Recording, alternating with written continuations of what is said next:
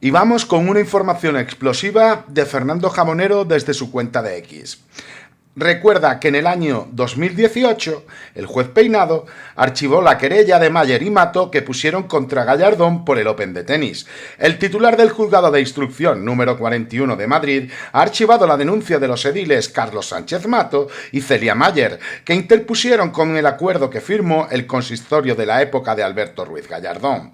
La querella se presentó contra el ex vicealcalde del Partido Popular Manuel Cobo Vega y los exdirectivos Pablo Bautista Nicolás y José Ignacio Fernández González, sin pormenorizar los motivos concretos, ni su participación en los hechos, según indica el juez, que añade que la querella se basa en informaciones obtenidas en los medios de comunicación, lo que todos conocemos como recortes de prensa.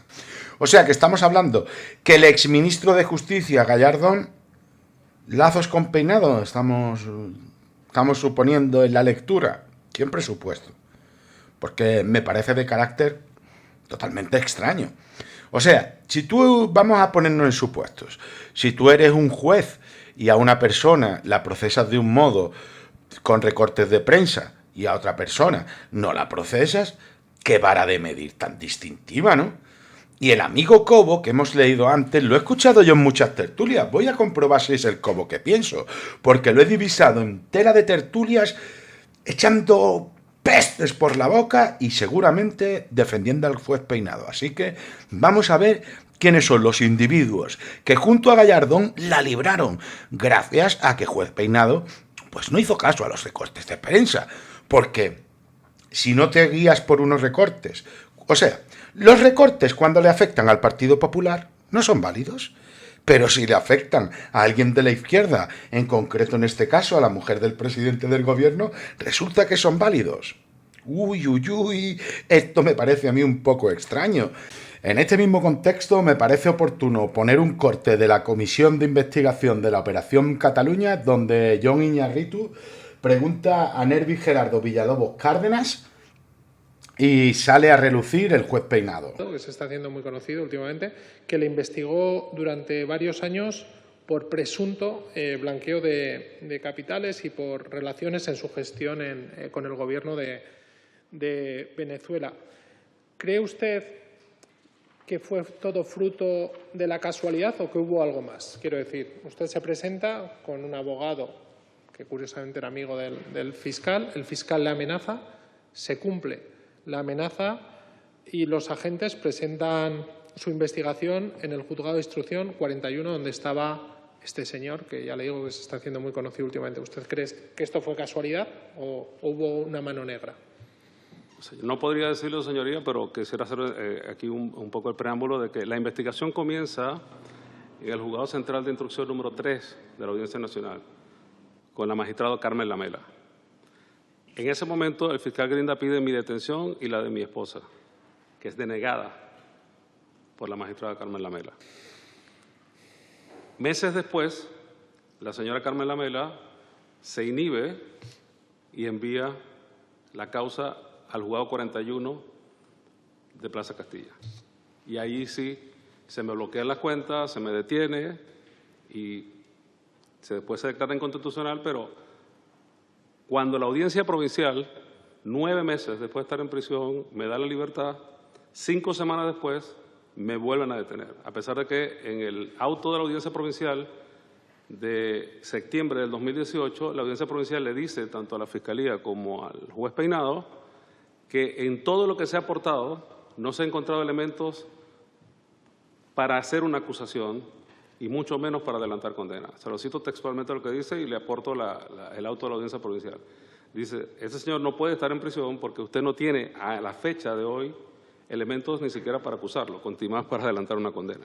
Y 5 semanas después vuelvo a entrar a prisión por 2 meses y medio más, que luego me vuelve a dar la libertad la audiencia provincial.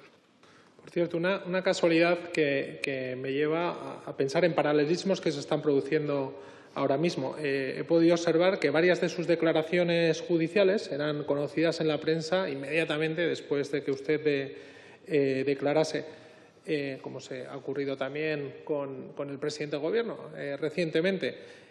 ¿Sabe usted o puede suponer quién realizaba esas filtraciones? Si era el juez Peinado, era algún miembro de la policía o de dónde aparecían estas filtraciones en la prensa. Bueno, señoría, aquí me atrevo a decirle, porque tengo ya, después de tantos años sufriendo de estas filtraciones que usted menciona, señoría, que me han destrozado prácticamente la vida, porque a mí no me han condenado en los juzgados, pero sí me han condenado en los medios de comunicación. O sea, mi vida civil se ha convertido en un calvario, que ya he conocido a muchos periodistas y he podido discutir y entablar fuertes discusiones con periodistas, inclusive he estado a punto de demandar a algunos periodistas, y ha llegado el momento donde muchos periodistas me han dicho que ellos sencillamente se han abocado a publicar lo que les ha enviado la Fiscalía y lo que les ha enviado la policía. Y con su cara muy lavada me han dicho, los titulares los pone la Fiscalía y los titulares los pone la policía. Parecerá que es que no, o sea, que no conozco la forma como actúan las autoridades en España y yo me estoy preocupando por algo que no tengo que preocuparme, pero y cuando llego a la reunión, que llego acompañado de don José Aliste y de don José Luis Celá, el otro apellido se me olvida ahora también, él me dice, el fiscal me dice que él está informado ya por la policía, que yo estoy en cooperación con la policía, que yo estoy en conversaciones con la policía, pero que a él lo que quiere es que sea con él que coopere. Y yo le digo, bueno, yo estoy a la disposición, su señoría, señor fiscal, para aportarle lo que le pueda aportar. Y me dice, no, es que yo quiero que usted sea testigo de cargo contra el Banco Madrid y contra la empresa Duro Felguera. Entonces yo inmediatamente le digo, ya, yo creo que aquí hay un malentendido. O sea, yo no tengo nada que aportar en contra del Banco Madrid, ni tengo nada que aportar en contra de la empresa Duro Felguera. Entonces dice, pero es que usted está dispuesto a cooperar con la policía y conmigo no. Creo que aquí hay un malentendido. Para mí cooperar es aportar lo que sé, no inventarme lo que no sé. Entonces, repentinamente, el fiscal Grinda pierde el control, da 2 puñetazos a la mesa y me dice, pues si usted no va a cooperar conmigo, entonces aténgase a las consecuencias. Usted va a pasar a ser inmediatamente de testigo a investigado y va a terminar en la cárcel. Su amenaza fue inmediatamente que iba a terminar en la cárcel. ¿Y se cumplió? 2 veces, señoría. Aunque el Tribunal Constitucional afortunadamente lo declaró inconstitucional, pero se cumplió.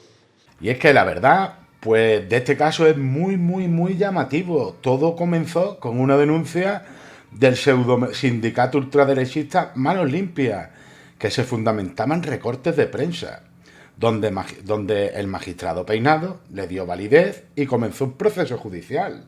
La hemeroteca saca a flote el caso donde Peinado rechazó proceder con una querella contra el expresidente de la Comunidad de Madrid, del Partido Popular, exalcalde de Madrid y el ministro de Justicia, Alberto Ruiz Gallardón. Y precisamente se fundamentaban en recortes de prensa. Como he dicho antes, hemos recogido la información de Fernando Jabonero, que es una noticia del diario ABC de marzo de 2018. Me parece totalmente desequilibrado. Y al parecer, pues estábamos en lo cierto con Manuel Cobo Vega. Manuel Cobo Vega tiene un historial bastante curioso. Atención a esta noticia del 14 de junio de 2003, publicada por Diario El Mundo. El número 2 de Gallardón figura como apoderado de 6 empresas inmobiliarias en Madrid. El número 2 de Alberto Ruiz Gallardón en la Alcaldía de Madrid, Manuel Cobo, figura como apoderado en 6 empresas inmobiliarias y constructoras, según publica hoy la revista Interview. Estas 6 empresas poseen numerosas fincas en los pueblos del sur de Madrid: Getafe, Móstoles, Fuenlabrada, Leganés, Parla y Pinto, una de las zonas que se ha revalorizado en los últimos años gracias a la construcción del Metro Sur, proyecto del gobierno de Gallardón en la comunidad.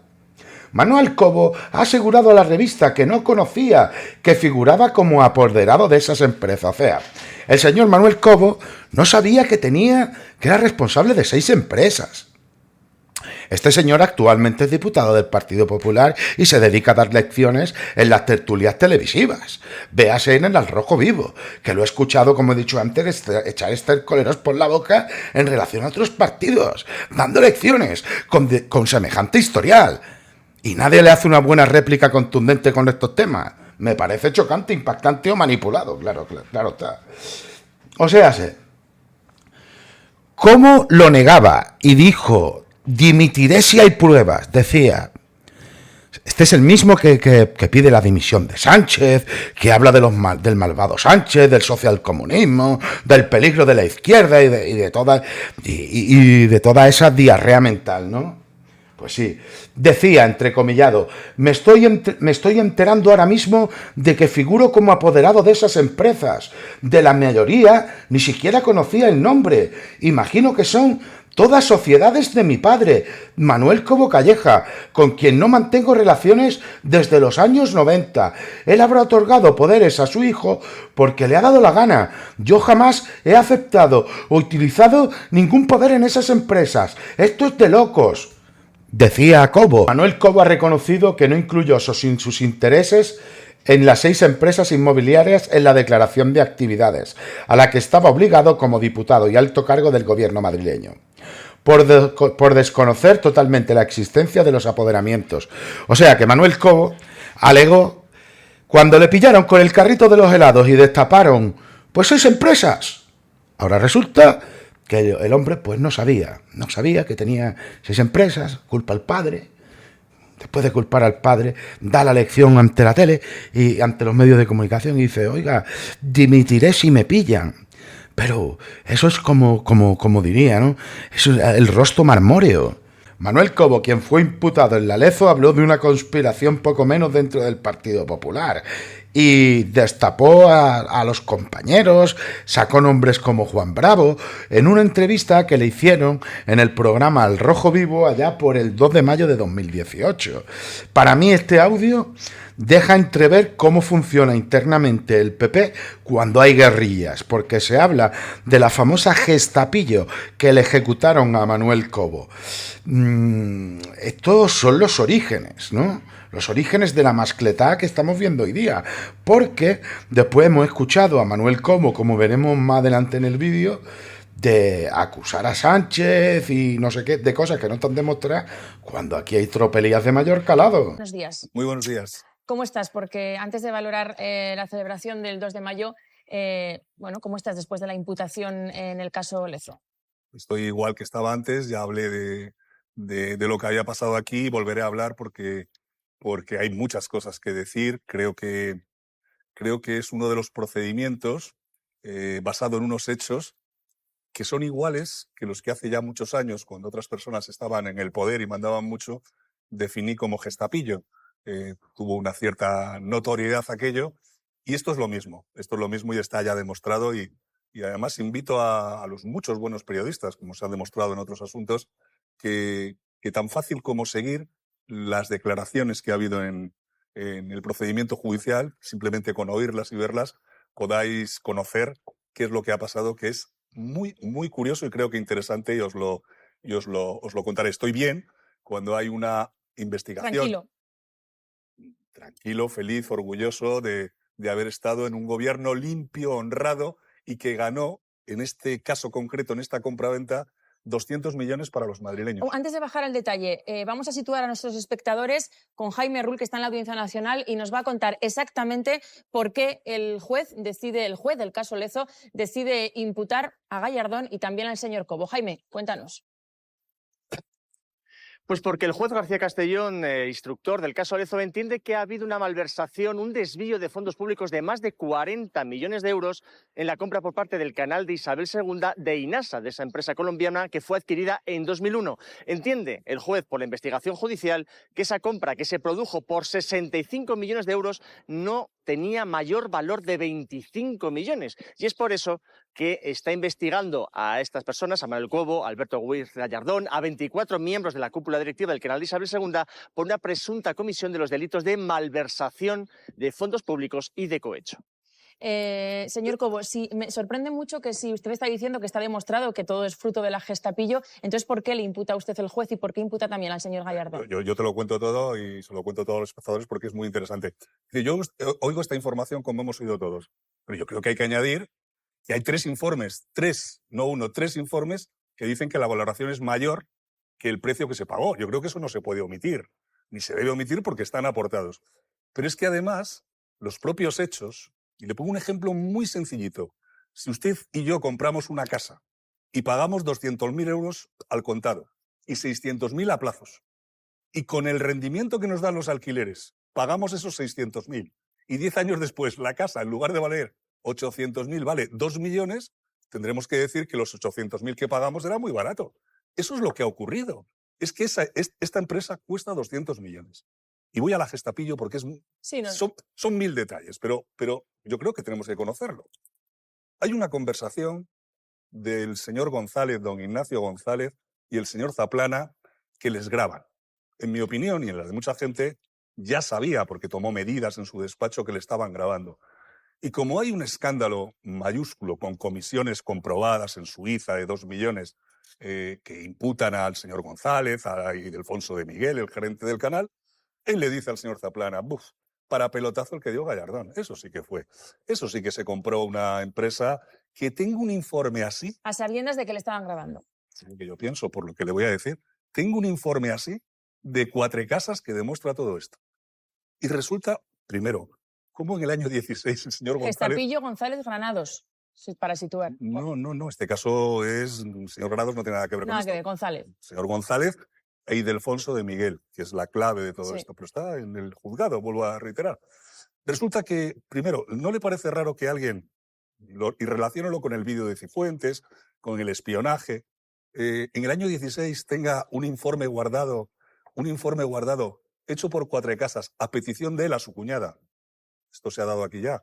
Él le pidió un informe a su cuñada, que es socia de Cuatrecasas, y se hace el informe de Cuatrecasas. Y el informe de Cuatrecasas es normal, dice, hay una valoración de 3 empresas, cita, por ejemplo, una de ellas, que es del señor Ontiveros, alguien pero de mucho... se cambia muchas veces ese informe. 16. Pero se va cambiando veces. Por anotaciones manuscritas, que cuando el informe dice empresa de gran prestigio, la del señor Ontiveros, hay una anotación manuscrita en un informe que está en casa del señor Ildefonso de Miguel. Lo encuentra la Guardia Civil en su casa, en el que a mano dice, quitarlo de gran prestigio. Es que de verdad me estoy explicando. Niegas rotundamente que se pagara más por INASA para el cobro de comisiones. Pero vamos a ver, te lo voy a hacer más rotundo. Fue barata la compra.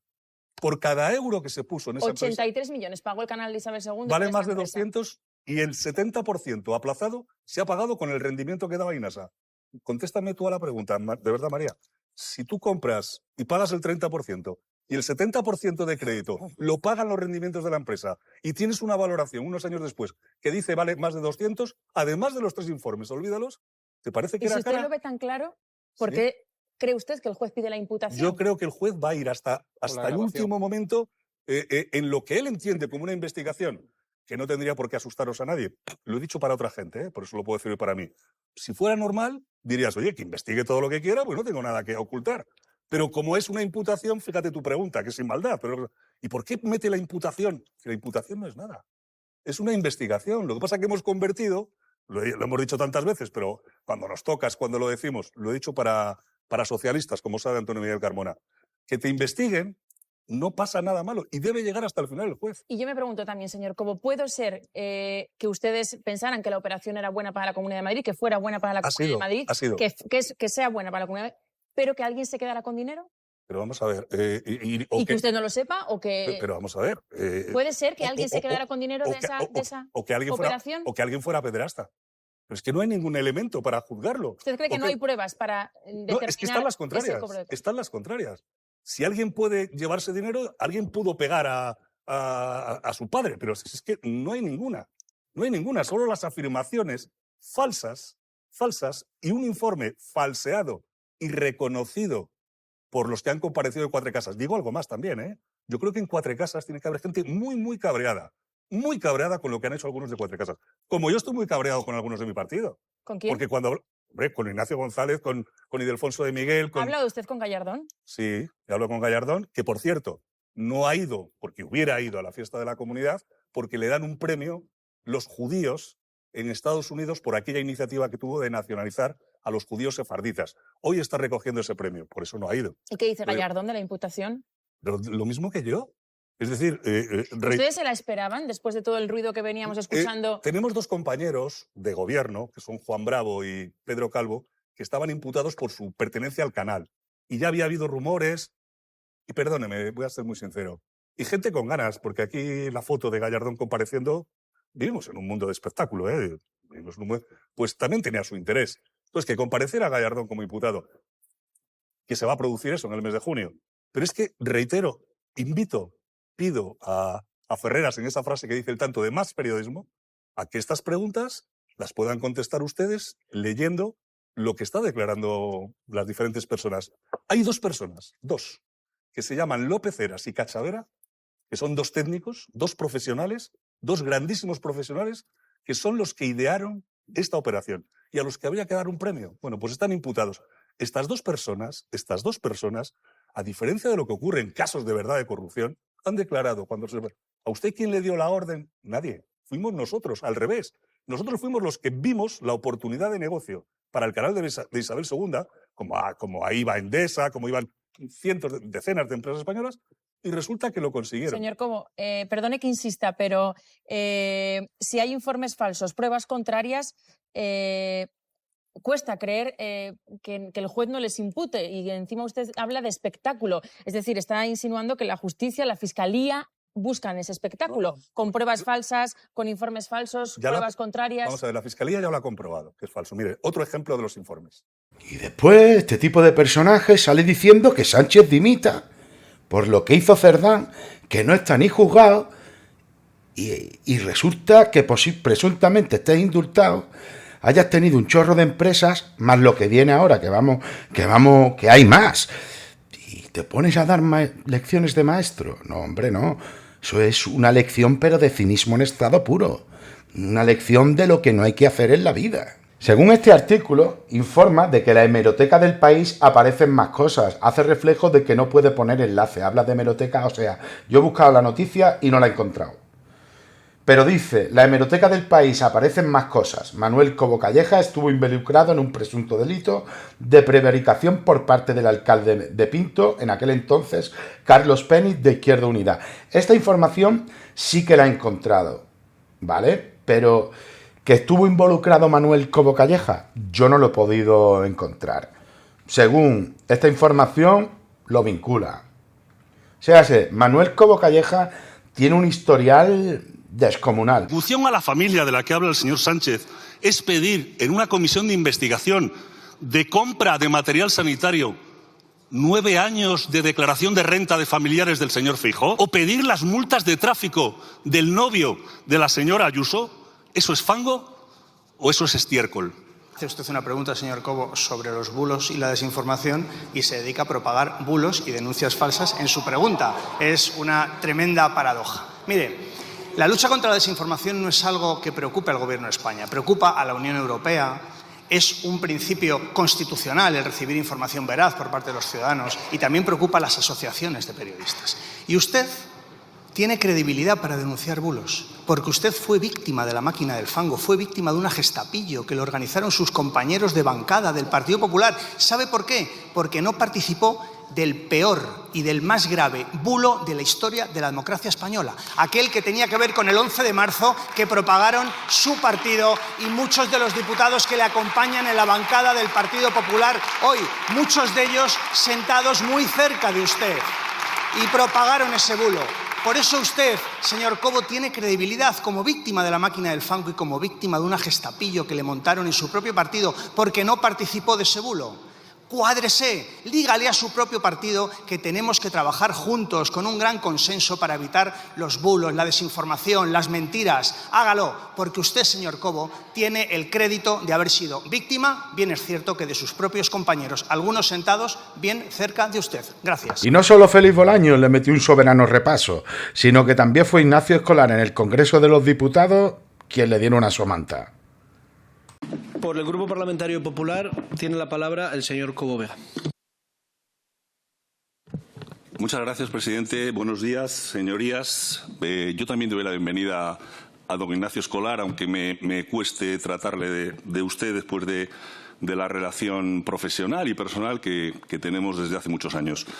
Yo he discrepado y él discrepa habitualmente en la mayoría de las ocasiones porque pensamos de forma diferente en muchos temas, pero siempre, y lo digo, señorías, con el respeto por ambos lados.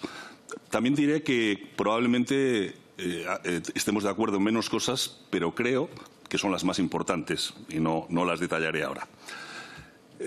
No voy a citar otros medios. Lógicamente, estando usted aquí, los ejemplos que pondré serán de su propio medio y de usted en lo que considero un momento importante en la historia de España y en el ataque a las libertades.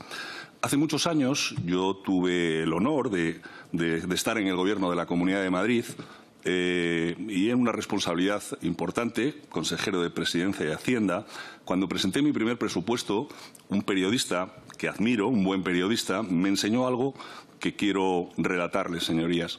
Yo me quejé de la información que había dado y le expliqué estas partidas presupuestarias que tanto criticas, creo que son mucho peores las enmiendas que presentó la oposición, son infumables, son imposibles. Y me dijo algo, escúcheme, señor Escolar, que creo que es un buen criterio.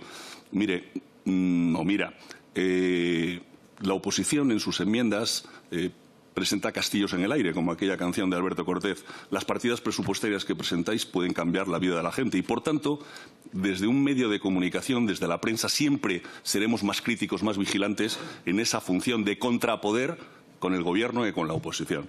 Creo, señor Escolar, que su medio, otros muchos también, cumplen perfectamente ese criterio allí donde gobierna el Partido Popular, que gobierna en muchísimos sitios. Algunos dirán que incluso con exageración, pero no lo cumplen allí donde gobierna el PSOE, especialmente en el Gobierno de España. Creemos, y así se lo manifiesto, señor Escolar, que hacen más oposición a la oposición, que son más críticos con la oposición que con el Gobierno de España.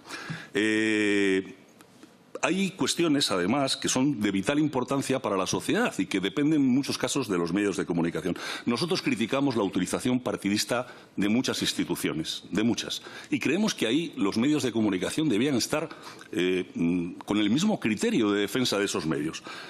Le hablo de la Fiscalía, le hablo del CIS, etcétera.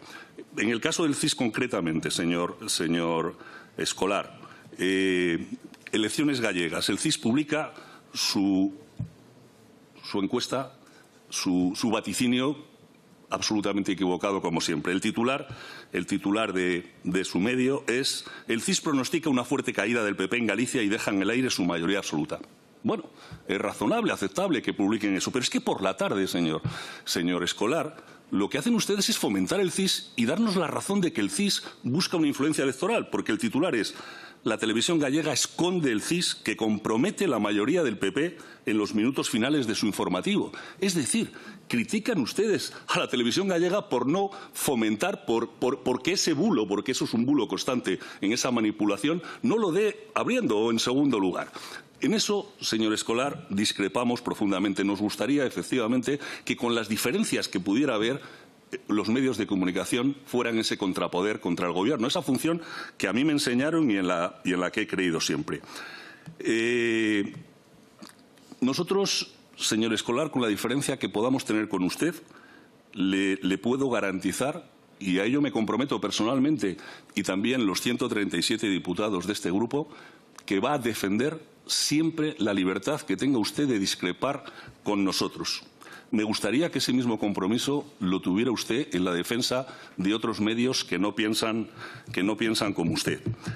Creo, señor Escolar, que oímos muchas veces, lo hemos oído aquí hoy, que últimamente los medios, los bulos, oiga, los que ya tenemos unos ciertos años y los demás pueden documentarse, pueden ver lo que ocurrió con el GAL o lo que a Mariano Rajoy o Alberto Rubilardón se les dijo con el tema del 11M y cuántos bulos y cuánto fango se propagó, en ambos casos, desde los medios de comunicación. Por tanto, no es últimamente. Últimamente lo que hay, en mi opinión, es una intención de acallar de acallar la libertad de los medios de comunicación. Y la prueba más evidente nos lo dio la ministra portavoz en aquel momento del Gobierno de Sánchez, cuando dijo algo para mí tan vergonzoso como, bueno, yo creo que lo que habría que hacer es que el Gobierno tuviera un espacio en cada uno de los medios de comunicación para contar la verdad. Es decir, en su medio, quizá no lo pidieran en su medio porque no lo necesitan, pero en otros medios querían un espacio del Gobierno. Eso, señor Escolar, creo que usted no lo puede defender. Eso sí que suena a Venezuela. Y termino, señor presidente, termino. Ya cité en alguna ocasión, y fue muy discutido, un poema que se atribuía a Bertolt Brecht, que no era de Bertolt Brecht, era un pastor luterano, Martín Niemöller. Y usted se acuerda en qué caso lo cité. Y se lo voy a decir a usted también, cambiando alguna frase. Vinieron a por los judíos y yo no dije nada porque no era judío. Vinieron a por los periodistas críticos con el Gobierno y yo no dije nada porque yo no era crítico con el Gobierno. Vinieron a por mí y no quedaba nadie para protestar. Muchas gracias, presidente. El PP Manuel Cobo, al que no oculto que tenemos una relación de hace muchos años y que me sabe también a mí raro llamarle de usted. Decía que sería poco deseable que hubiese un espacio del Gobierno en los medios de comunicación donde el Gobierno pudiera publicar lo que quisiera. Eso aparece en la ley de prensa actual. Es lamentable, pero justo eso aparece en la ley de prensa en vigor. Obviamente ningún Gobierno lo ha querido utilizar. Esa potestad que tiene, que aparece en la ley en vigor, forma parte de los artículos que se quedaron después del recorte que se hizo con la llegada de la Constitución, que se eliminó buena parte de lo más impresentable de esa ley de Franco y de Fraga, pero esa parte se dejó. Es decir, que no haría falta ninguna reforma bolivariana porque la ley actual, aunque afortunadamente no se cumple, permite esa aberración. Me parece un error, lo pida quien lo pida. Pero me parece sobre todo un error que esté en la ley y que no se haya quitado, que sea la ley en vigor. La ley en vigor establece que a través del Ministerio de Información, habría que montar un Ministerio de Información, eso sí, pero que a través del Ministerio de Información se puede publicar, los periódicos estamos obligados a publicar cualquier cosa que nos cuenten. Esa es la ley que tenemos ahora y yo creo que es deseable que se quite. Luego, sobre el tema del CIS, yo creo que hay que diferenciar entre información y opinión. Nosotros intentamos hacerlo. Sé que a veces no lo logro y es una cosa que mis periodistas escuchan de mí a todas horas. Tenemos que separar la información de la opinión. Que el CIS dice algo es una información. Le leo lo que dijimos en opinión. Un artículo publicado. Nosotros no tenemos editoriales, es también otra decisión propia del periódico. Creemos que las personas jurídicas no tienen opinión, pueden tener intereses, deudas, accionistas, pero opinión no tienen. Pero una persona física que escribe en el diario, que es Héctor Cebolla, publicó un artículo que se titula «Otro CIS es posible y necesario», donde criticábamos muchas de las cosas que está haciendo el actual CIS. No me puede poner usted como ejemplo la televisión gallega. Ustedes tienen allí una manifestación permanente desde hace casi 2 años de los trabajadores criticando las injerencias políticas. Porque ojalá la televisión gallega y otros medios públicos tuviesen la regulación que sí que tiene Radio Televisión Española, que tiene una serie de, en fin, una presencia de la oposición, un nombramiento cualificado del órgano de gobierno, cosas que desafortunadamente solo se cumplen en la televisión pública nacional y no se cumplen en muchas televisiones públicas autonómicas, en medios autonómicos de distinto color político. Y yo creo que en el espíritu de esa ley europea que citaba antes está precisamente que la TVG se parezca más a la televisión española y que sea realmente de todos los españoles y no solamente del gobierno de turno. Y luego sobre eso que me decía de ser más crítico, igual de crítico con el gobierno o con la oposición. Nosotros en el diario.es tenemos una serie de principios editoriales. Unos principios que son públicos, muy pocos medios lo hacen. Nosotros tenemos un estatuto que se puede consultar, que está a disposición de todos nuestros lectores, donde explicamos cuáles son las prioridades editoriales y cuál es la línea editorial del diario. Y ahí defendemos una serie de cuestiones. Nosotros podemos ser críticos con el gobierno, pues con cómo ha gestionado la valla de Melilla, por ejemplo, lo somos. O podemos ser críticos del gobierno con esto del CIS, lo somos. Lo que no vamos a compartir es el mismo tipo de críticas que tienen ustedes, porque es nuestra propia línea editorial la que decide cuáles los asuntos que creemos criticables en el gobierno y cuáles no. Se puede criticar, que es algo que hemos discutido en muchas ocasiones, al gobierno de Sánchez por haber cambiado de opinión con la ley de amnistía, sin duda. Pero nuestra crítica principal, y viene de antes, es no haber dado una solución al problema catalán, que creo que sí que soluciona la ley de amnistía. Y también creo que yo antes creo que en mi intervención lo he dejado claro. A mí me preocuparía mucho cualquier regulación de la prensa que pudiera ser usada con un gobierno distinto al que hay hoy. Yo creo que las leyes se hacen pensando en que cualquier día gobierna Donald Trump. y tienen que estar pensadas para que, independientemente del color político, de la simpatía, antipatía, de cómo esté regulada, no sean una amenaza para los medios. A mí la verdadera amenaza me parece la ley actual, que, como le decía, permite publicar originales o permite sancionar desde el punto de vista administrativo a los medios de comunicación. Esa es la ley vigente. Nadie se atreve a aplicarla porque nadie tiene la vergüenza torera de hacerlo. Nunca, en los 40 años que llevamos de democracia. Pero espero que no nos encontremos en el futuro, no tengamos que lamentar en el futuro que llegue un gobierno que sí que se atreva a aplicar lo que viene en la ley en vigor, que es terrible, ¿eh? Les pido, por favor, que la lean, porque además de sonrojante, porque en el preámbulo habla de los principios del movimiento nacional y cosas así, firmado por Franco. Después, en el propio texto se habla de esto: sanciones administrativas a los medios de comunicación, obligatoriedad de publicar los originales que manda el Ministerio de Información. En fin, se quitaron muchas de las cosas que se había hecho mal en la ley, más duras, en la ley franquista, que no tenía la censura previa, ese fue el paso de esa ley, pero sí que tenía, por ejemplo, que era el gobierno quien decidía quién podía ser director y había una habilitación ministerial. Eso se quitó. Pero muchas cosas que se dejaron, que en el 77 parecieron razonables, quiero entender, porque por eso se dejaron, siguen en vigor. Y es una amenaza real para los medios que esa ley siga en vigor y pueda llegar en el futuro un gobierno que se atreva a cumplirla. Sería, de verdad, mucho más peligroso que cualquier reforma que se pueda hacer hoy.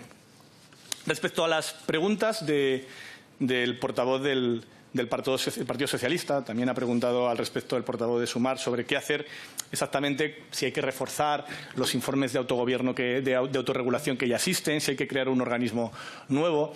Yo creo que lo que se está haciendo en la FAPE a través del código deontológico, primero creo que el código deontológico, que también está disponible en Internet, lo pueden leer, no es algo que pueda ofender a ningún periodista de izquierdas, de derechas, de centro reformista, en fin, a ningún periodista que de verdad crea en la función de mi oficio. Ninguno. No hay nada en ellos que se pueda percibir ni como una amenaza, ni como una imposición ideológica, ni como un intento, absolutamente nada.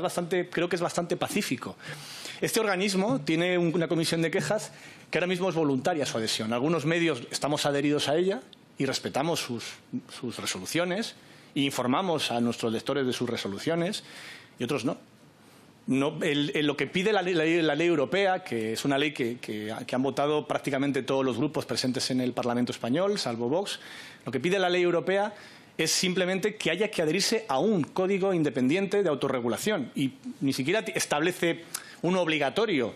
Yo estoy adherido desde el diario.es a varios. Estamos al que promueve Reporteros Sin Fronteras en toda Europa, estamos en el que promueve la FAPE en España.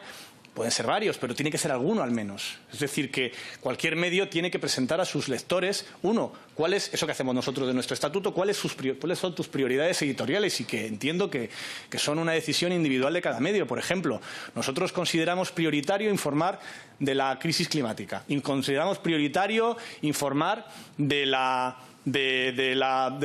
coste de la vida en la cesta de la compra, y consideramos menos prioritario informar sobre el mercado de valores de Wall Street. Así que la doble vara de medir que tiene el Partido Popular, y en concreto el señor Cobo, es la de no me miro al espejo para no mirar mi reflejo, pero comento la enfermedad siendo mía. Es brutal. Y cambiando de tema, esta gente son las que quieren gobernar España para meter la tijera, para que te puedas curar de las enfermedades que te puedas pagar. Ese es el modelo. ¿Qué te crees que va a pasar cuando gobierne Partido Popular con Abascal? Modelo neoliberal a lo Trump. Pregunta en Estados Unidos a ver si nos quieren el servicio sanitario español. Yo me quedo impactado. ¿Cómo puedes votar a estas personas? Yo jamás podría echar mi voto al Popular. Jamás. Que tengáis buen domingo.